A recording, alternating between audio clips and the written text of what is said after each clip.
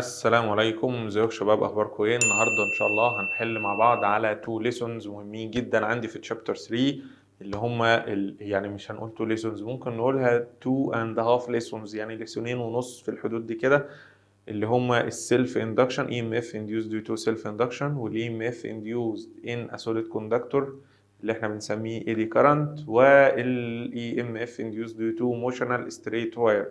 في الحقيقة هما كده يعتبروا درسين وحتة صغيرة. السنة اللي فاتت جاب سؤال على الحتة الصغيرة وسؤالين على درس ال EMF induced due to straight wire motional straight wire.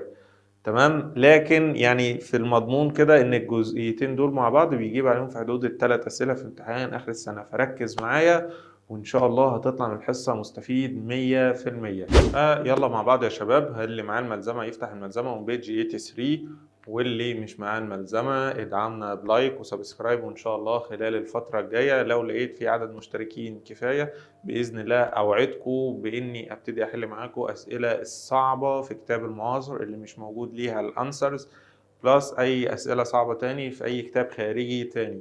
لكن رقم واحد بس، ادعموني باللايك والشير والسبسكرايب، وان شاء الله خلال الفتره الجايه هيكون في محتوى مفيد جدا ليكم عندي في القناه.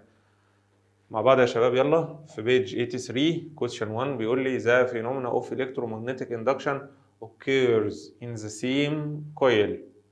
بتحصل في نفس الكويل due to the variation of electric current intensity passing through it is called. طبعا عملية الجنريشن بتاعة ال EMF في الكويل نتيجة تغير الكرنت اللي بيعدي في الكويل نفسه بيقال عليها ايه؟ EMF induced due to self induction اللي هي C. question 2 بيقول لي the slow rate of growth of current in the solenoid. طبعا زي ما انت عارف ان هو بيبقى سيلينويد واحد او كويل واحد، وبعدين انت بتقفل الكي او بتعمل اي فاريشن في الكرنت، وليكن مثلا بتزود الكرنت، فايه اللي هيحصل؟ اللي هيحصل تاخر في الاستجابه بتاعه الكرنت. الكرنت هيبقى عاوز يزيد، لكن في باكورد انديوسد كرنت هتبقى جنريتد جوه السيلينويد، هي اللي هتمنع او هتعوق الكرنت اللي طالع من الباتري ان هو يحصل له انكريز. وطبعا زي ما احنا عارفين ان الاعاقه دي بتكون مومنتري. يعني ايه مومنتري؟ يعني بتكون شويه في الاول كده وبعد كده بترجع تختفي والكرنت بيعدي وكل حاجه بتستقر تاني. تمام. طيب نمبر 2 the slow rate of growth of current in the solenoid is due to طبعا production of ايه؟ production of backward induced current، بيعمل opposing لمين؟ opposing للكرنت اللي طالع، اللي هي هتبقى الإجابة C.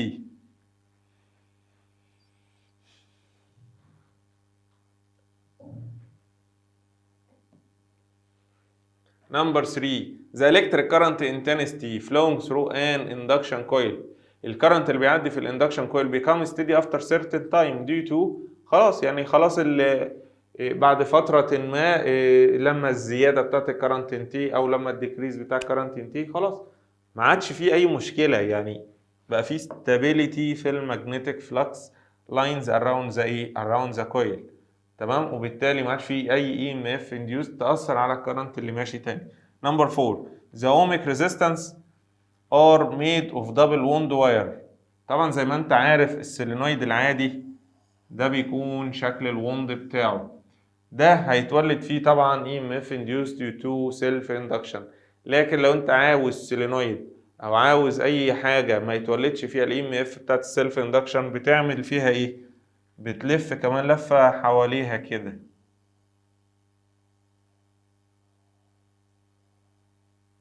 كده بقت دبل ووندد. دبل ووندد يعني ايه؟ الكرنت هيمشي هنا عكس اتجاه الكرنت اللي ماشي هنا، وبالتالي بيكنسل المagnetic فيلد، يعني الجزء ده بيكنسل فيلد الجزء التاني، وبالتالي اصلا مفيش اي magnetic فيلد جوه علشان يبقى في عندي EMF induced. طيب فانت علشان يعني انت عامل لهم دبل ووند ليه؟ علشان تكنسل حوار او تتجنب حوار وجود magnetic فيلد وبالتالي وجود سيلف اندكشن اللي هي C. Number 5 in the calibrated resistors the wires are double wounded. في السليبريتد ريزيستورز ليه بتبقى دبل وندد؟ هو نفس السؤال اللي فوق بس بشكل مختلف. to cancel the effect of self induction.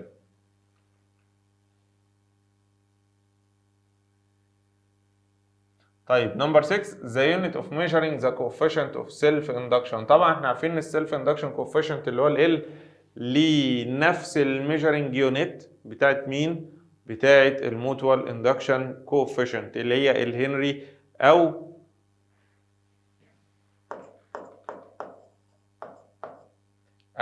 الفولت في سكند على امبير، او عندك الاوم في سكند، او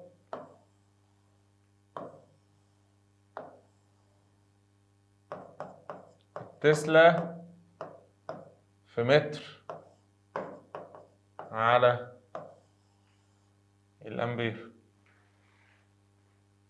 كل دي equivalent units لمين؟ للسيلف اندكشن coefficient او للهنري. فمين فيهم موجود يا جماعه؟ فولت في سكند امبير باور نيجاتيف 1 اللي هي فولت في سكند على مين؟ على امبير.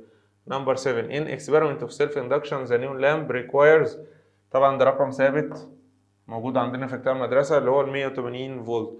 when a fluorescent lamp lights the، لو عندك اللمبه نيون نورت، ايه energy stored in the coil is discharged in evacuated tube. طبعا انت بتخزن الانرجي جوه الكويل، هما بيقولوا بتخزن، طبعا هي مش بتتخزن ولا حاجه يا جماعه، هي الانرجي بس بتتسحب مؤقتا اثناء الجروس او اثناء الديكي، بعد كده بيعمل بيها المagnetic بيعمل بيها الريبالشن، بعد كده بيرجع يطلعها تاني يعني، بس هما بيقولوا عليها ستورد. فانت ما تجيش تدور لي جوه الكويل بقى وتقول لي ده في ماجنتيك فيلد ستورد جواه. المهم ان المagnetic انرجي، هو في كتاب المدرسه يقول لك ان المagnetic انرجي ستورد ان ذا كويل، هي دي بتخرج بعد كده على شكل ايه؟ الكتريكال انرجي، هي دي اللي بتنور اللامب. طيب نمبر 9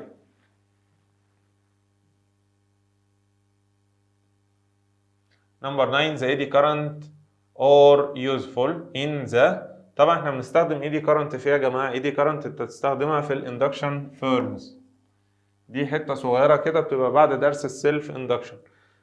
رقم 10 a coil of self induction coefficient 0.1 يعني ده ال when iron core is put inside its self induction well. بصوا يا جماعه السيلف اندكشن coefficient اللي هو ال equal ميو ان باور 2 في الاريا على اللينس. ده كده القانون بتاع مين؟ السيلف اندكشن coefficient. فهو دلوقتي بيقول لك لو انا حطيت سوفت ايرون كور، السوفت ايرون كور بيزود الايه يا جماعه؟ بيزود البيرميابيليتي، بيزود الايه؟ البيرميابيليتي، هيخليها greater than 0.1. خش على 11. في 11 بيقول لي in the opposite figure if the iron core is withdrawn يعني ايه؟ withdrawn يعني سحب او خرج. انت بتخرج الايرون كور، فخروج الايرون كور بيأثر على ايه؟ طبعا خروج الايرون كور بيقلل الميو، فكده ال بتقل. لو ال قلت، او معلش انا اسف مش هتبقى ال بقى،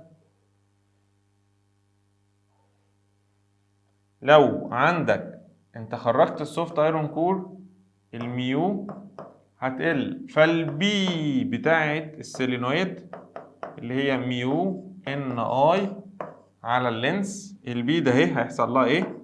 هيحصل لها ديكريز. لو البي قلت ايه اللي بيحصل؟ كأن انت ماسك الماجنت وبتبعد، فكده حصل عندك اتراكشن يعني اتجاه الفيلد الانديوزد نفس اتجاه الفيلد بتاع الكرنت، او اتجاه الانديوزد كرنت هيكون في نفس اتجاه الباتري كرنت، فده يزود الريدنج اوف ايه؟ الريدنج اوف اميتر. طبعا الكلام ده بيحصل ايه؟ مومنتري، هي انكريز وبعدين يريتيرن تاني لمين؟ للزيرو. نمبر 12 يا شباب بيقول لي ذا سيلف انديوسد اي ام اف ان ا 0.1 هنري كويل. 0.1 هنري كويل يعني ايه يا جماعه؟ يعني ال بتاعت الكويل 0.1 هنري. طيب in which the current is changing at 200 امبير بير سكند، يبقى ده الدلتا اي اوفر الدلتا تي بكام؟ 200 امبير بير سكند.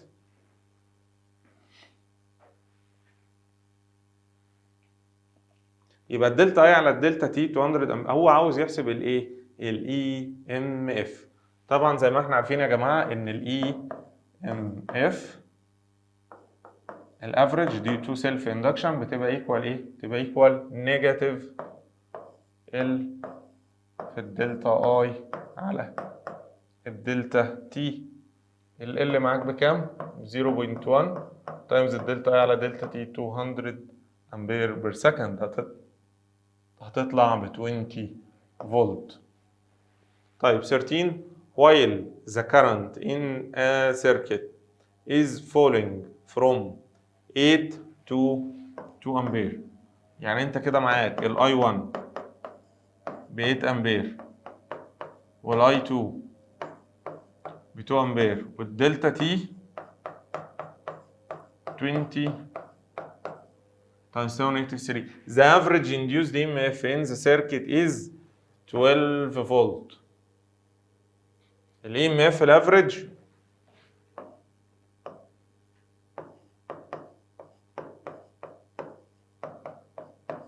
12 فولت. The inductance of the circuit is، بيسأل على الاندكتنس اللي هي مين؟ اللي هي ال. هنكتب القانون تاني اللي هو EMF average equal negative L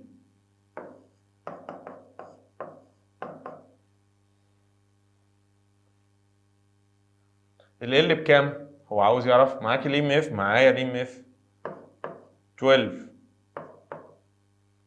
طيب خلي بالك ان الكرنت عندك بيقل، فالاي ام اف بتبقى اشارتها بالايه؟ اشارتها بالبوزيتيف. تمام. نيجاتيف ال تايمز افتح براكت 2 ماينس 8 على الدلتا تي 20 تايمز 10 باور نيجاتيف 3 ونحطها مع بعض على الكالكوليتور يا جماعه.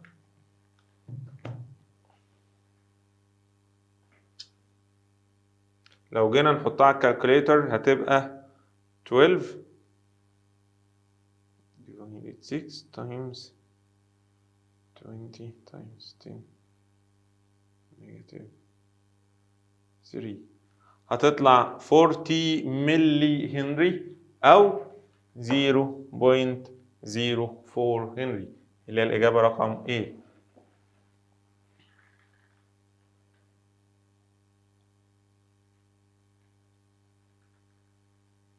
طيب بعد كده 14 بيقول لي ذا if the self induction of 500 turns، معاك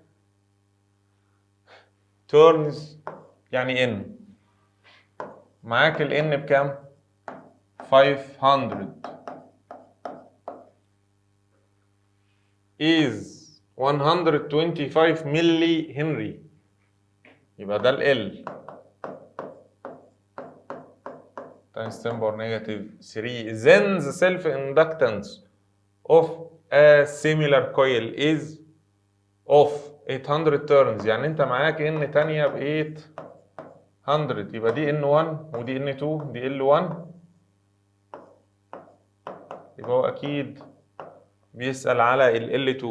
زي ما احنا عارفين يا شباب، عايز تعمل ريشيو كده طالما مديلك نفس الفيزيكال كوانتيتي ومكررها، ادى n ومدي n، ادى ال وبيسأل على ال، يبقى هو كده عاوز يعمل ريشيو ما بين السيلف اندكشن كوفيشنت. طيب الريشيو دي بتتعمل ازاي؟ والله بتكتب قدامك القانون بتاع السيلف اندكشن، ال ايكوال ميو ان سكوير اريا على اللينس، وبعدين اللي فوق يتحط برضو 1 على 2، يعني ميو 1 على ميو 2 تايمز ان 1 باور 2 اوفر ان 2 باور 2 تايمز ال A1 اوفر ال A2 تايمز ال L2 اوفر ال L1. مين يا جماعه المختلف؟ يعني مين اللي اختلف في التو كويلز؟ بس هو اللي اختلف وقال لك عليه هي الانات، يعني هو ولا جاب سيره الاريا ولا جاب سيره اللينس ولا جاب سيره الميو البرميابيليتي، يبقى اذا ولا واحد فيهم موجود، ما جابش سيرتهم من الاساس ولا لمح عنهم من قريب او من بعيد. طيب يلا نعود يا شباب. هتبقى ال L1 بكام؟ ال L1 ب 125 تايمز 10 باور نيجاتيف 3 على ال L2 ايكوال ان 1 باور 2 بكام؟ 500 باور 2 على 800 باور 2، ونحطها على الكالكوليتر. هتبقى 125 تايمز 10 باور نيجاتيف 3 تايمز ال 800 باور 2 اوفر 500 باور 2، هتطلع ب 320 ملي هنري ال L2. تمام، يعني الإجابة بتاعتي هتبقى B. طب 15 when the magnetic flux phi m intercepted by a number of turns is changed due to the variation of current delta I. الريشيو ان في دلتا فاي على دلتا اي. طبعا زي ما احنا عارفين يا جماعه، بصوا كده، هو اصلا الاي ام اف الافريج ايكوال ايه؟ بنفتكر مع بعض القوانين عشان ما عملناش كده في اول الحلقه. نيجاتيف ال في الدلتا اي على الدلتا تي، او ممكن تتعامل معاها بصورة قانون فاراداي ان في دلتا فاي على الدلتا تي. طبعا زي ما انت عارف الاي ام اف هتروح مع الاي ام اف، النيجاتيف هيروح مع النيجاتيف، دلتا تي هتروح مع الدلتا تي، تبقى ال في دلتا اي ايكوال ان في دلتا فاي. هو بيقول لك بقى ان في دلتا فاي اوفر الدلتا اي ايكوال، يعني انت كده بص عندك ان في الدلتا فاي ايكوال ال في الدلتا اي،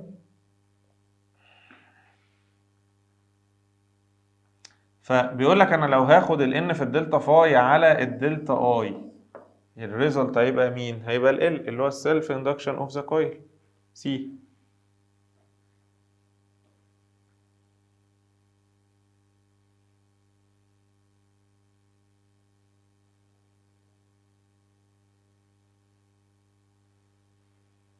طيب 16 بيقول لي the inductance of a closely packed coil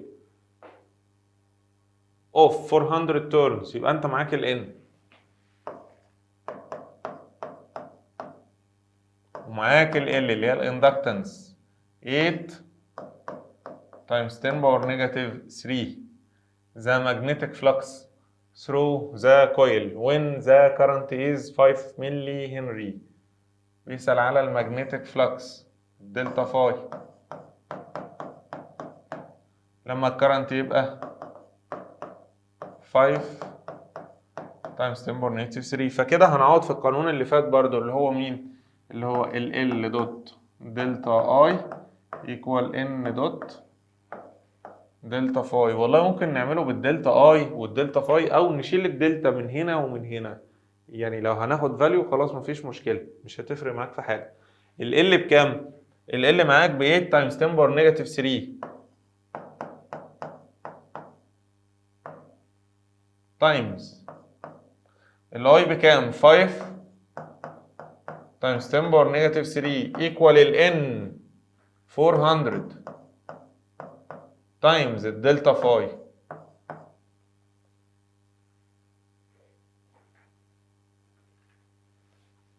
فبيسأل على الدلتا فاي هتبقى بكام؟ يلا نعود يا جماعة. هتبقى 0.008 تايمز 0.005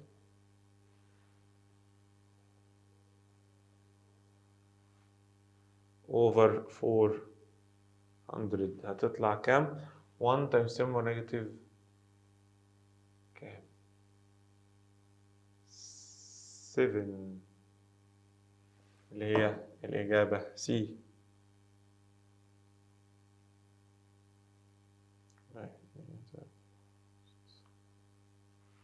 اوكي، هتطلع الإجابة بتاعتي كام يا شباب؟ هتطلع الإجابة بتاعتي سي. طيب بعد كده نمبر 17 a straight air cooled solenoid has length 1 meter. يبقى انت معاك اللينس 1 متر. area of cross section 10 سنتيمتر باور 2.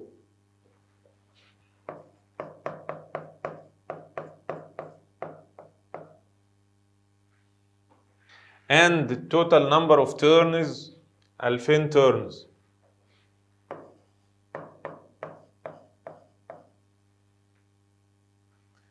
if current of 1 ampere flowing in it is reversed. كلمة reversed يعني كأنه عمل هاف سايكل، كأنه عمل ايه؟ هاف سايكل. او تقدر تترجمها بشكل تاني ان الدلتا اي تبقى ايكوال نيجاتيف 2 اي. يبقى كلمة reversed تتفسر كده يا جماعة، الدلتا بيساوي توايس الايه؟ الكرنت بس بالنيجاتيف. ان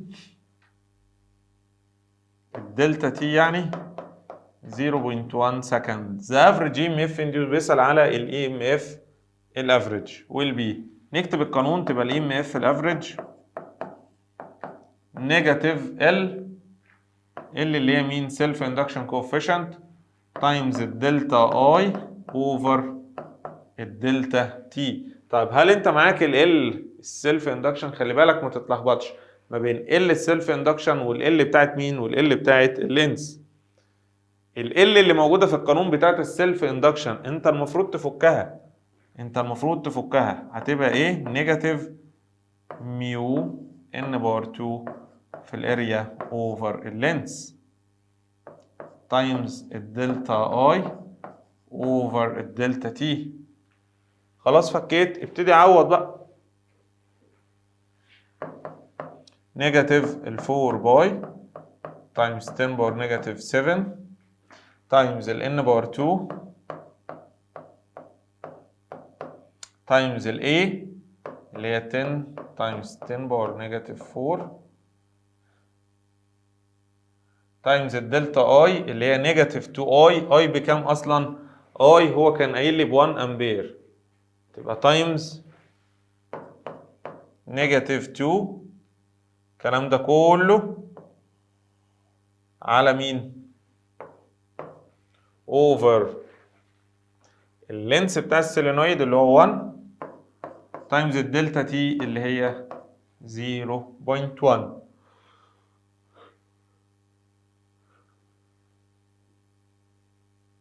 shift باي times 4 times 10 باور نيجاتيف 7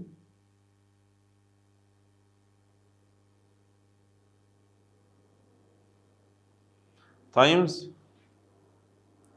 ال 2000 باور 2 تايمز ال 10 تايمز ال 10 تايمز 10 باور نيجاتيف 4 تايمز 2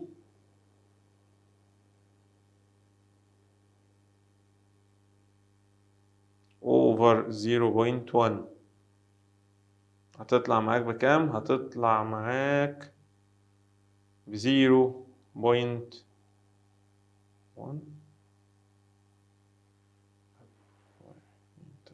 هتطلع معاك ب 0.1 فولت. اوكي طيب 18 في 18 بيقول لي a solenoid of length L and area A consists of n turns producing a self-induction L if the number of turns is doubled. بيقول لك لو number of turns is doubled the inductance will be. طبعا انت عارف ان ال L اساسا direct proportional مع ال N square، يبقى لو ال N is doubled double باور 2 كام؟ 4. يبقى ال L هتزيد 4 times هتبقى 4L. 19 two solenoids have same length radius يعني عندهم نفس اللينس ونفس الراديوس and permeability ونفس البرميابيليتي if the number of turns of the first solenoid is doubled. number of turns بتاعت الفيرست solenoid is doubled يعني ال N اهي زادت للدبل. that the second one the ratio between their self induction. طالما بيقول two solenoids، طالما هو قال two solenoids L1 على L2 خلاص تعمل ريشيو. لكن لو قال لك سيلينويد واحد وتشوف فيه مين بيتغير مين بيزيد بتكتب القانون وخلاص. L1 over L2 equal N1 باور 2 over N2 باور 2. تبقى ال N1 equal 2 N2 هتشيلها وتحط مكانها 2 N2. 2 باور 2 بكام؟ 4 N2 باور 2 على N2 باور 2. يبقى إذا L1 على ال L2 كده بكام يا شباب؟ كده ال L1 على ال L2 هتطلع ب 4. طب لو كان بيسأل على ال L2 بس طبعا بنشقلب الريشيو هتبقى 1 على 4 تايمز ال L1.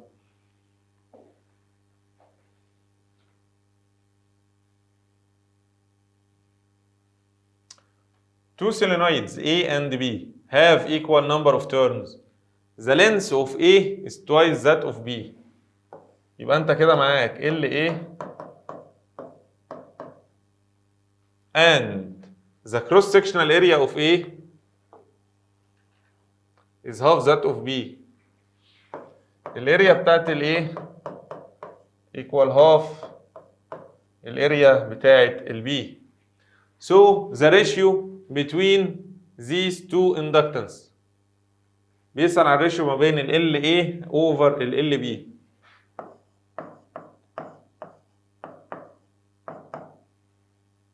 LA over ال LB بكام؟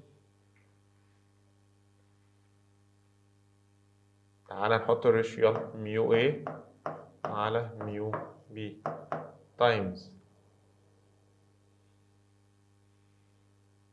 ال NA باور 2 over NB باور 2 تايمز الاريا بتاعت ال A على الاريا بتاعت ال B تايمز لينس ال B على لينس ال A. هم عندهم equal. تعالوا نرجع تاني للسؤال بقى. عندهم equal number of turns. شكرا. راحوا مع بعض. The length of A is twice the length of B. والكروس سكشنال اريا ماشي. ما جابش سيرة البرميابيليتيز تبقى هي نفس البرميابيليتيز راحت مع بعضها. يلا الخطوة اللي بعد كده تعويض يا شباب. هتشيل الاريا A وتحط مكانها هاف الاريا B على الاريا B تايمز ال LB على ال LA. هتشيل ال LA تكتب مكانها 2 LB. دي مع دي ودي مع دي تطلع بكام؟ تحت اللي تحت ينزل تحت اللي فوق ينزل تحت هتبقى 1 على 4. يبقى إذا الريشيو بين التو اندكتنس هتطلع كام؟ اللي هي ال LA على ال LB هتطلع ب 1 اوفر ال 4 اللي هي 0.25. 21 في 21 بيقول لي two solenoids. The first has length L, area A, and the number of turns N. And the second has length L على 2, L over 2 و 2A والنمبر of turns N over 4. The ratio between L1 على L2. ارجع اكتب القانون تاني. L1 ميو 1 على ميو 2 times N1 باور 2 over N2 باور 2 over الاريا 1 over الاريا 2 times ال L2 over ال L1. كتبت القانون ابتدي عوض. بيقول لك ان اللينس بتاع L ب L. طبعا مفيش اي حاجه عن الميو ولا فوق ولا تحت. شكرا. راحوا مع بعض. ال N الاول حاجه N1 بكام؟ ب N تبقى N باور 2 وال N2 بكام؟ N over 4 تبقى N باور 2 over 16 عشان انت بتعمل باور 2 لل 4 يعني تبقى N باور 2 over. يبقى انت عندك ال N2 هيبقى N over 4 لما تيجي تعمل لها باور 2 هتطلع بكام؟ 16.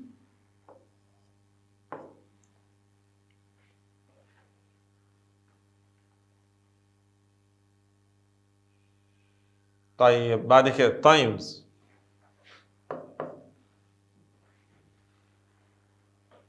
الان، خلصنا الانات. الاريا بقى A1 بكام؟ A1 هتاخدها بايه زي ما هي، والA2 ب2A تايمز L1 او L بالظبط كده بL، والL2 بكام؟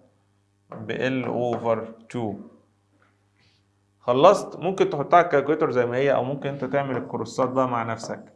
16 دي هتطلع فوق، وال2 هتفضل في مكانها، وال2 دي هتنزل تحت.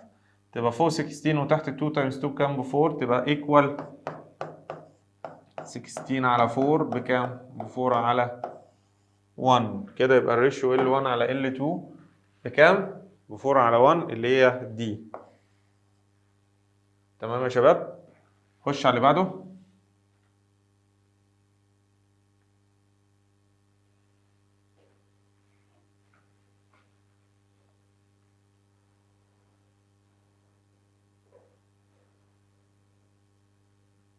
اللي بعده بيقول لك an air cored coil of self inductance L has a cross sectional area A, number of turns in area, and if the area and the number of turns of both are doubled.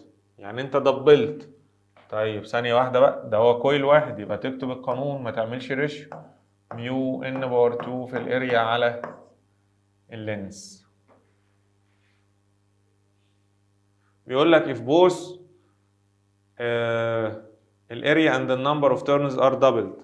لو الاريا is doubled اهي، لو ال n is doubled بتعمل باور 2 هتبقى 4.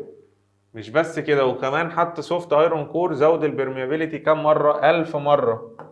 هتضرب هنا في 1000.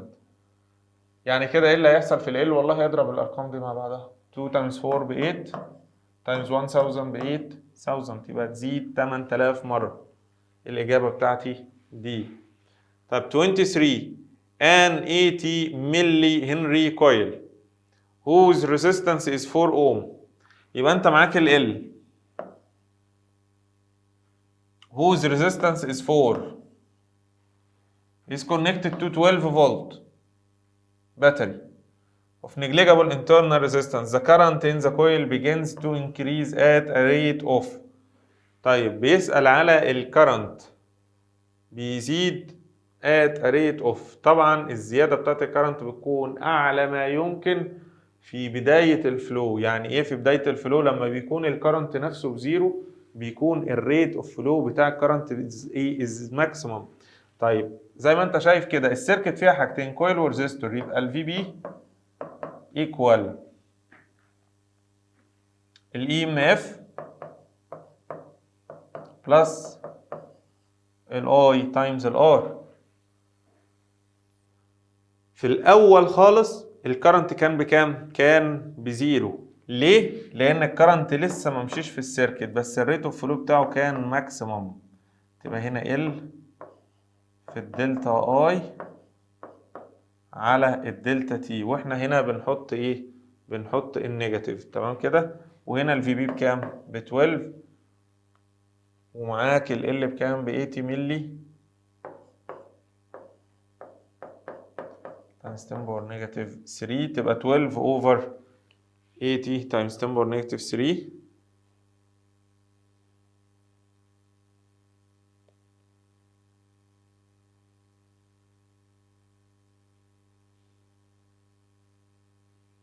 twelve over 0.08 هتطلع بكام؟ هتطلع ب 150 امبير بير سكند.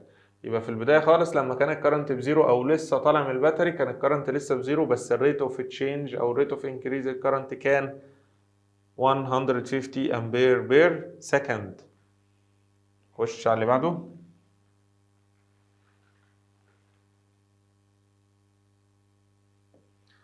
نفس القصة. the rate of change of current is needed to induce an EMF of 8 volt in 0.1 هنري كويل. هنا بيسأل على الدلتا اي على دلتا تي. هنا سؤال مباشر. معاك ال EMF نيجاتيف ال في الدلتا اي على الدلتا تي. الاي ام اف بكام؟ ب8 نيجاتيف ال اللي هي ال 0.1 تايمز الدلتا اي على الدلتا تي. كده يبقى الدلتا اي على دلتا تي ايكوال ال 8 اوفر ال 0.1 هتطلع بكام؟ 80 امبير بير سكند.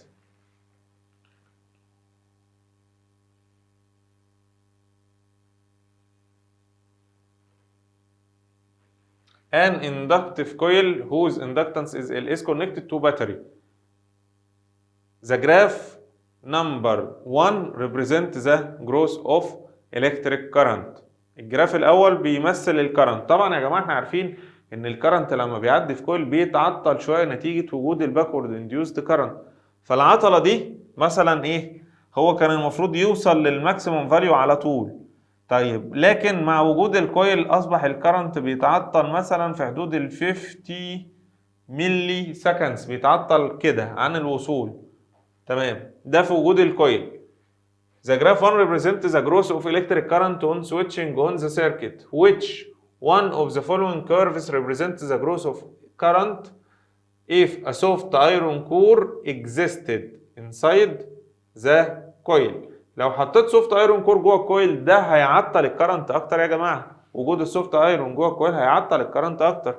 فمين في الرسومات دي، ده ولا ده ولا ده، اللي بيبين ان الكرنت اتعطل اكتر؟ طبعا كيرف 2 بقى عند كام؟ عند ال 40 ملي سكند، فكده ما تعطلش، ده انت كده سرعته. لكن كيرف 3 عند كام؟ 80 ملي سكند. يبقى ده الكيرف اللي بيمثل الكرنت اللي في السيركت بعد ما حطيت السوفت ايرون كور. بيمثل الكرنت حصل له الكرنت اتعطل اكتر، وبالتالي بقى بياخد تايم اكبر على بال ما يوصل لايه؟ للماكسيمم فاليو بتاعته. يبقى الاجابه بتاعتي هنقول له كيرف رقم 3.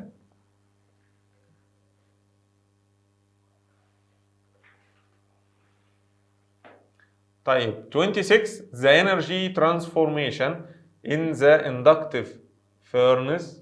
خلي بالك في الاندكتيف فurnace الافران اللي هي بتعتمد على الكهرباء، مش شرط كل الافران تكون شغاله بالغاز او كل الافران تكون شغاله بالوقود، لان ساعات بيبقى في بعض الحاجات بتحتاج انرجي عاليه جدا او هتحتاج كميه وقود كبيره جدا. فالاوفر ليك ان انت تشتغل بالالكتريستي. طيب فالالكتريستي انت بتنقل الانرجي، الالكتريكال انرجي، تاخدها تحولها الى ماجنتيك، وبعد كده الماجنتيك هي هتحولها انتو الثيرمال انرجي. الثيرمال انرجي اللي انت بتسخن بيها ايه؟ الميتالز اللي انت عاوز تسيحها. طيب يبقى انت عندك الالكتريكال في البدايه، يبقى دي ما تنفعش. ثانيه واحده، يبقى دي ما تنفعش، لازم تبتدي بالالكتريكال. الكتريكال بعدين ماجنتيك في الكويل، بعد كده ثيرمال بيأثر بقى بيها على ايه؟ السوليد ميتال بيسز. تبقى الاجابه بتاعتي رقم دي. في 27 بيقول لي فيجر شوز 4 AC circuits. طبعا ال AC circuits دي لسه هنتعمق في دراستها اكتر مع تشابتر 4 وتشابتر بعد ما نخلص درس الدينامو ان شاء الله. If you know that the resistivity of metal A is greater than the resistivity of metal B. لو انت عرفت ان الميتال A الريزستيفيتي بتاعته اعلى، وبالتالي الكرنت اللي هيعدي فيه هيكون اقل لو هما الاثنين متأثرين بنفس الفولتج. If you know that the resistivity of metal A is greater than the resistivity of metal B, in which electric circuit has the greatest eddy current. طبعا eddy current يا جماعة أنا علشان أتجنبها ببتدي أقطع الميتال بيس into thin sheets.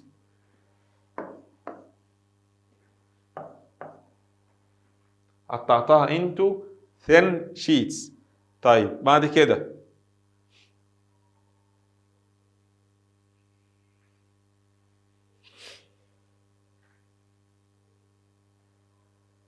مين فيهم بقى اللي هيمشي فيه ايدي كارنت؟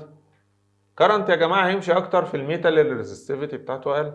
فهو بيقول لك ان الاي جريتر ريزستيفيتي، يبقى اكيد الميتال او الايدي كارنت هيمشي اكتر في مين؟ في الميتال بي اللي هو مش ديفايدد انتو ايه؟ انتو سين شيتس. تمام؟ طيب بكده نكون خلصنا الجزء بتاع مين؟ كده نكون خلصنا الجزء بتاع السيلف اندكشن وايدي كارنت. وبالمناسبة ده السؤال اللي جالهم السنة اللي فاتت في امتحان آخر السنة. ندخل بعد كده يلا على الجزء بتاع مين؟ الاي ام اف انديوزد في الستريت واير.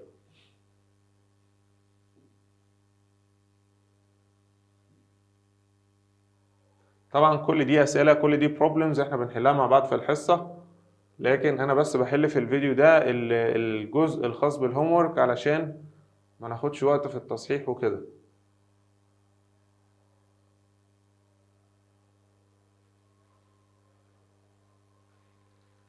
يلا معايا يا شباب في بيج 106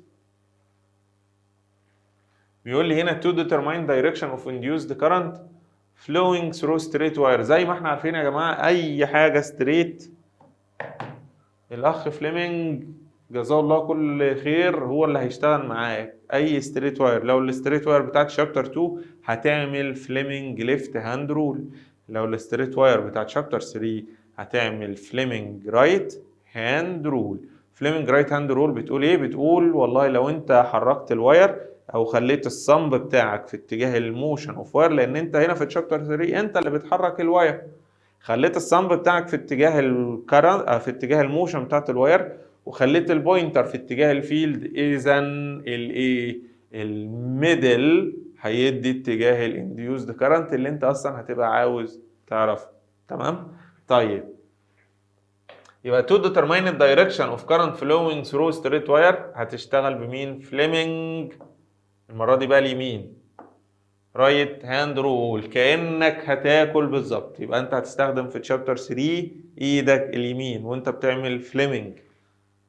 لو عاوز يحدد طبعا اتجاه الانديوسد كارنت in which direction must the wire be moved in order to induce current in the direction shown in figure. بيقول لك في انهي اتجاه هتحرك فيه الواير عشان تخلي الانديوسد كارنت في هذا الدايركشن.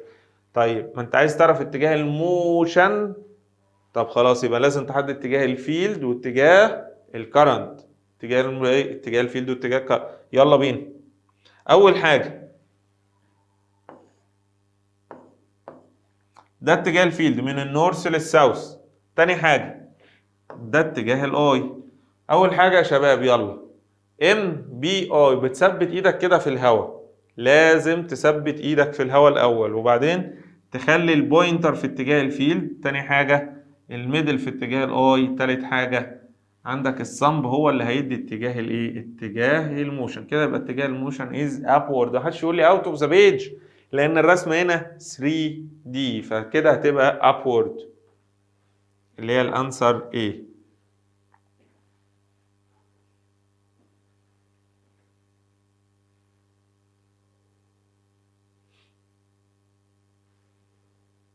Number 3 the opposite figure if wire moved perpendicular to magnetic flux lines. لو معاك واير بيتحرك perpendicular على المagnetic flux lines in the shown direction the potential of point A نقط potential of point B. زي ما احنا شايفين كده يا جماعه ده اتجاه الفيلد، الاكسات دي كده اتجاه الفيلد، وده كده اتجاه الموشن. حلو. هتعمل فليمنج رايت هاند رول. ففليمنج رايت هاند رول اول حاجه هتحددها هي اتجاه الفيلد. الفيلد عندك داخل انتو ذا بيج، وادي اتجاه الموشن، يبقى ده اتجاه الانديوزد كارنت. اتجاه الانديوزد كارنت كده هيتحرك فروم بي تو اي. طيب في الستريت واير بس يا شباب، الستريت واير اللي هو بتاع الدرس بتاعنا النهارده، الكرنت بيتحرك من اللور بوتنشال الى الهاير بوتنشال. طبعا احنا عارفين في كل اجزاء المنهج الكرنت بيتحرك من الهاير بوتنشال الى اللور بوتنشال عدا الباتري.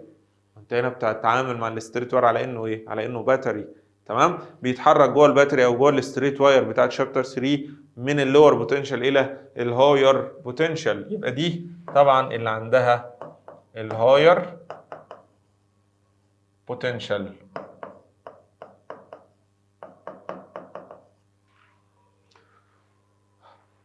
يبقى البوتنشال at point A is greater than البوتنشال at point B.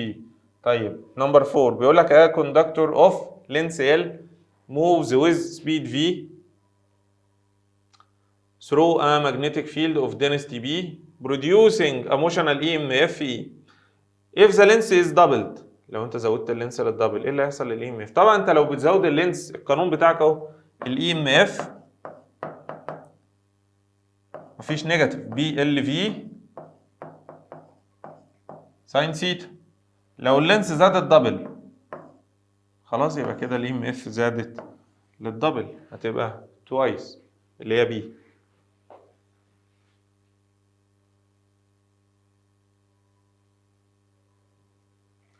في question 5 in which of the following figures an EMF is induced؟ مين في الفيجرز اللي انت شايفها فيها EMF induced؟ طبعا يا جماعه علشان يبقى في عندي EMF من ستريت واير لازم الواير اثناء الموشن يقطع، يعني تخيل ان صوابعي دي كده هي اتجاه الفيلد، لازم الواير اثناء الموشن يقطع الايه؟ يقطع الفيلد. طيب هيقطع الفيلد، هل دي كده الواير لو هيتحرك هيقطع الفيلد؟ لا، تخيل ان صوابعي هي الفيلد، كده ما بيقطعش فيلد، كده ما بيقطعش فيلد، كده ده مش ستريت واير اصلا، ده سيركولار كويل وكمان بيتحرك جوه الفيلد، مش يعني هو جوه ماجنتيك فيلد وبيتحرك، فكده مفيش فاريشن فمفيش اي ام اف. يبقى الوحيده اللي فيها الاي ام اف از جنريتد هي الرسمه ايه؟ فيجر ايه. ليه؟ لان ادي اتجاه الفيلد وادي الواير، الواير كده بيقطع الايه؟ كده بيقطع الفيلد. نمبر 6 the diagram shows a metallic wire AB 0.15 متر. يبقى انت معاك ال long placed perpendicular to magnetic field of flux density 0.4 ومعاك ال B 0.4. so the magnitude and direction of the velocity of the wire motion، يعني بيسأل على magnitude و direction الفيلوسيتي او الموشن. لو ال EMF اللي generated 0.03 and the current causes from A to B، بحيث ان الكرنت هيمشي عندك from A to B. طيب كلام جميل، يبقى انت خلاص كده عرفت اتجاه الانديوزد كرنت. طيب ادي اتجاه الانديوزد كرنت وادي اتجاه الفيلد، ده الصباع ده اتجاه الفيلد، يبقى ده اتجاه الموشن، يبقى كده الموشن از تو ذا ليفت. طيب فاضل ايه؟ فاضل تحسب الفيلوسيتي. الاي ام اف ده القانون بتاعها بي ال في، الاي ام اف بكام؟ 0.03،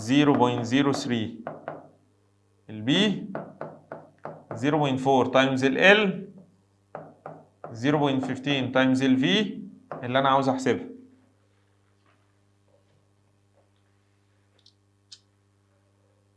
كده هتبقى 0.03 اوفر 0.4 اوفر، هتطلع بكام؟ هتطلع ب 0.5 متر بير سكند، والدايركشن هيكون لفين؟ تو ذا ليفت.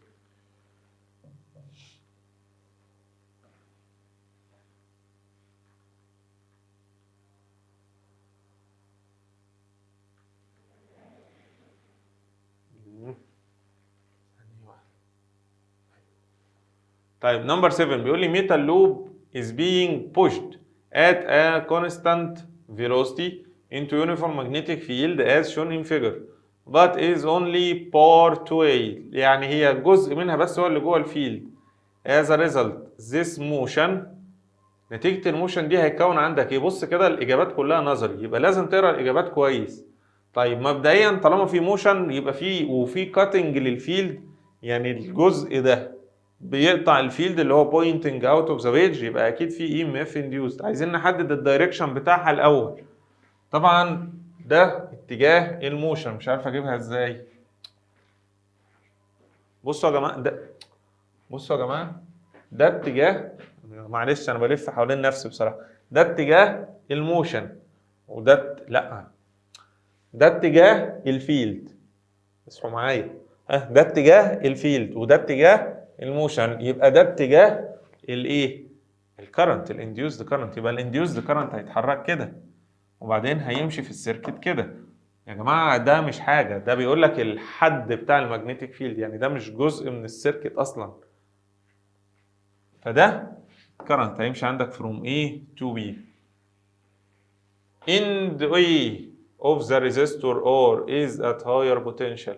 خلي بالك ان البوتنشال هنا is higher زي ما اتفقنا، وهنا lower زي ما اتفقنا ان الكرنت في الستريت واير اللي هو بيقطع الفيلد بيمشي من اللور للهاير، يبقى هيطلع هو طالع اصلا منين؟ طالع من الهاير، يبقى هيعدي على الريزيستنس ده كده الهاير بوتنشال هو كمان، وده كده اللور.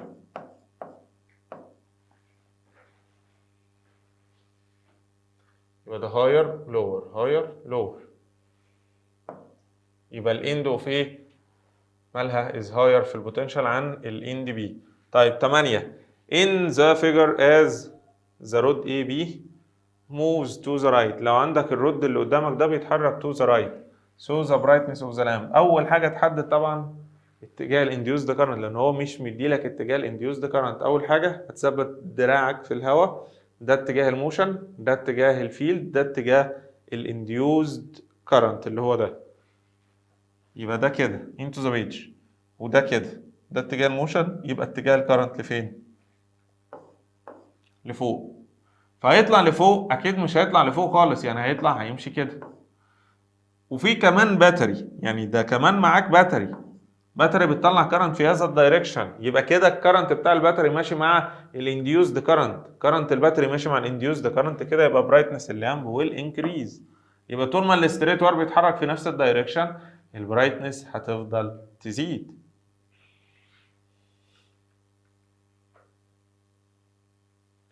طبعا سكوير ميتال لوب از بولد، سكوير ميتال لوب از بولد تو ذا رايت، يعني انت عندك اللوب دي بتتحرك تو ذا رايت. طب هي اصلا جوه الفيلد، يعني هي اصلا جوه الفيلد، وبالتالي وانت لما تيجي تحرك اي كويل جوه الفيلد وهو جوه الفيلد ولسه جوه الفيلد مفيش اي ام اف انديوست. خش على اللي بعده. لا مش كده، مش كده قوي يعني، يكبر حوالي.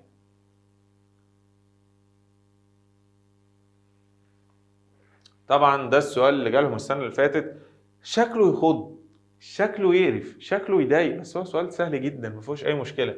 بيقول لي شوز ذا فيجر شوز واير واي زد، ادي الواير اهو قدامك، سلايدز اون تو ميتال مش عارف ايه ويز فيلوستي، معاك الفيلوستي يبقى الفي بكام؟ 0.5 perpendicular to the direction of a magnetic field of flux density، ومعاك البي. if the reading of the ammeter is 0.2، البي ب 2 تسلا، والاي ب 0.2 امبير. بيسأل على اللينس بتاع الواير. طيب حلو اللينس، ومدي لك الريزيستنس كمان، حاجة يعني فوق العظمة. عاوز لينس الواير. وايه الصعوبة في السؤال ده يا جماعة؟ شكله رزل بس، ايه المشكلة يعني؟ تبقى ليه ام اف. طب اقول لك بلاش تكتبها ايه ام اف يا سيدي، مش هو جايب لك الاي والار؟ طب ما تكتبها اي في ار.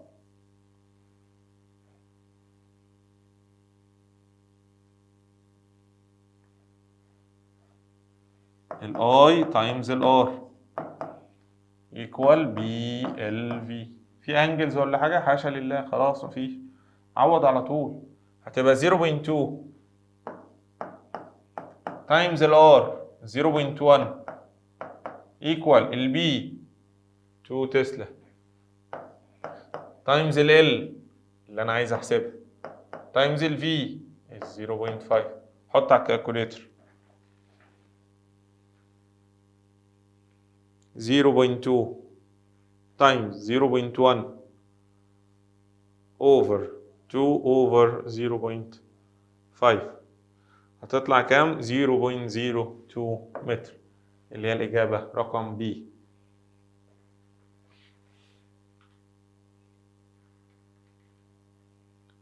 خش على السؤال اللي بعده.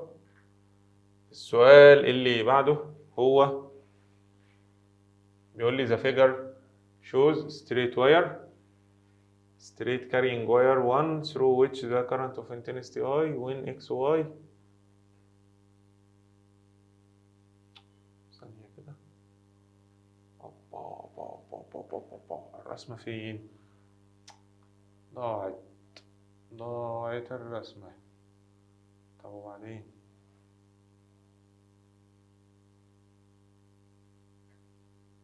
طيب خلاص، يعني مبدئيا انا هبقى اشوف حل في السؤال ده، لان واضح كده ان الرسمة تاهت في وسط الرسومات، ممكن تكون دخلت مع رسمة تانية او راحت اتنقلت صفحة تانية، فهو في غلطة بس في السؤال 11 ده، فاحنا هنكنسله وهنخش مع بعض على 12، وانا في الحصة ان شاء الله هنتصرف بقى ايه في السؤال ده. 12 at moving straight wire YZ او ZY toward the right normal to the direction of magnetic field. انت بتحرك الستريت واير ده to the right. طيب normal to the direction of magnetic field B that is directed perpendicular into the edge. يعني هو كل ده عمال يوصف لك الرسمة اللي انت شايفها قدامك. Which of the following choices correctly tells us about the illumination of the lamp. ما دي نفس فكرة السؤال اللي فوق. والله انت معاك دلوقتي ادي اتجاه الفيلد وادي اتجاه الموشن، يبقى ده اتجاه الكرنت. طبعا زي ما انت شايف كده الباتري بتطلع كرنت، المفروض بيطلع من البوزيتيف، فكده الانديوسد كرنت ماشي عكس الباتري كرنت. طالما الانديوسد كرنت ماشي عكس الباتري كرنت، خلاص يبقى كده برايتنس اللامب ويل ديكريز. فانت عندك يا سي يا دي، يو بي ما ينفعوش. طيب بيسأل عن ايه تاني؟ the relation between the electric potential between Z and Y. طبعا احنا خلاص عرفنا ان الكرنت بيمشي في الستريت واير من اللور بوتنشال الى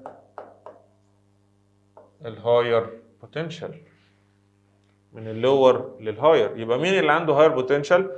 the potential of Z is less than potential of Y. تبقى هي الإجابة بتاعتي رقم سي.